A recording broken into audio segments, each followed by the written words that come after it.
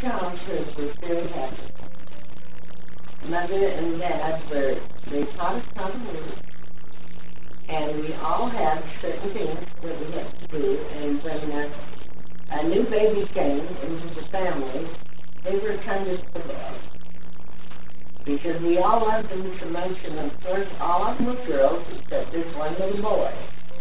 And he was extra special for us all through his life. And he never caused trouble in the home. He was a little on the quiet side, more than a person that tried to show off and be smart. But he turned out to be a little boy that could do most anything you asked him to do. He was very brilliant, and he was a very, very good worker. And when my parents had ever asked him to do little jobs like yoga videos or anything like that when he was small, he would go right and do the job. And he did it very well. Did he help in the garden and stuff with you? Oh, yes. He would go down, and I can remember many, many times when he was about 14 at least, he would dig the potatoes, and I would help him put them down there where he'd dig potatoes, he'd water the garden, he'd hold because they depended, saved a lot on their garden. And he would help pick the apples and the plums, and he was very, very active. He didn't have a lazy bone in his body. He was so capable of doing things, too, that, and I can't ever remember him refusing to do anything when he was small. He just went along with whatever he was asked to do. Did he have any regular daily chores that he did? Yes. At one time, we had a Jersey cow as we got a little older, and it was his job to milk the cow. And I remember he was going with a girl in Wellsville by the name of Virginia Lake. And she was a lovely girl, and he would come to me and say, Mr. Bill, will you milk the cow tonight, because I don't want the smell of anything other than just smell real nice. I've got a date. So sometimes he'd depend on me to help him with milking the cows, but he didn't milk the cows. And they had two at one time, and then just one. But yes, he did that. He took him to the pasture a lot, and then when he got older, I still took him down to the pasture. It was about 4 blocks away. So were they kept here behind the house? Yes, they had a farm to the back that we had the cows at first. And then Mr. Target owned some land, the neighbor down about 4 blocks. And we would go down the highway and take his cows when they were done week. And then we'd pick them up when he got out to school and bring them back up to Milwaukee. But he was very, very good in performing that duty that he had to do. And I know he used to help, to do the hay and feed them and water them, and he was a good worker. Then Dad always had 2 kids, and he would also take care of them. Did you have hay you grew here, or did you purchase it for the cows? No, they purchased the hay, and they stacked it in the barn, and then he would take it from the barn and feed it to the cows.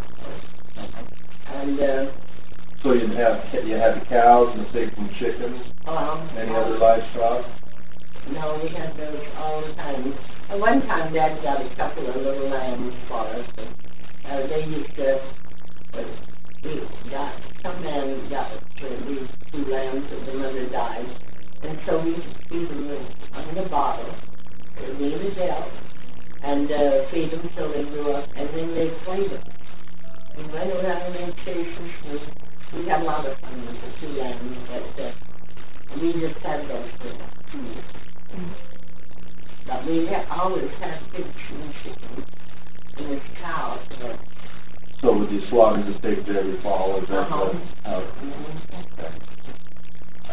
Did Dad have any childhood diseases or sicknesses other than normal stuff that everybody had? Well, everyone got the chicken pox in those days, and they had the whooping cough and the measles, and then when we did have that, they would always put a sign on your house, so other people wouldn't come in and pick up the streets that you had. So whenever Mama having that many kitties, it seemed like we had a sign on our house and get people the sign. Was it just a quarantine sign? Or yes, it would say what it was, whether it was munching, measles, and chicken pox, or whatever you had. And so you'd stay home from school? Yes. And people in those days, they didn't want to come in your house or anywhere near if somebody had one of those signs on your house. So other than the normal stuff, there was never anything, any serious. Okay. When you were little, or when he was little, what sorts of things did you do for play in the summer? Well, we had a neighborhood that was full of kids, and we'd play Race to Run. We'd play Andy Iover. We'd play Charlie Butcher Boy, and we'd play hide and seek. And then they would quite enjoy each other's company. Several of the people in the neighborhood had 6 or 7 children, and a lot of them would come to our home because we had the largest back lot.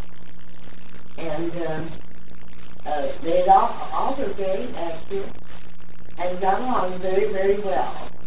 And then this Mr. Target that had the cattle and owned this land, he had an empty lot across the street from us, and he would let them play baseball over there in that empty lot. What about in the winter? What sorts of games and things? Well, in the winter, our winters were very cold. It would get 30 below zero, and the canal would freeze every year.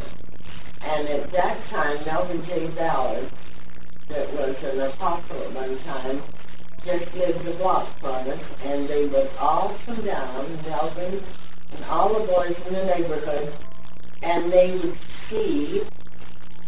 skate all up and down the canal because there was no bridges in the one block. And then they would get the golf clubs and place to take them and hit the ball around, and ice cream.